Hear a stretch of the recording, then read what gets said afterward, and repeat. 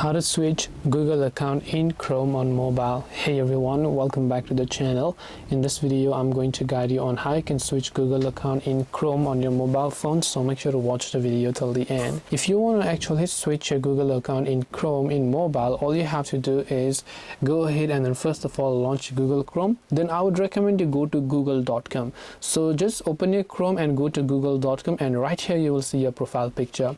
So tap on that profile picture, then all you have to do is simply select show more accounts here.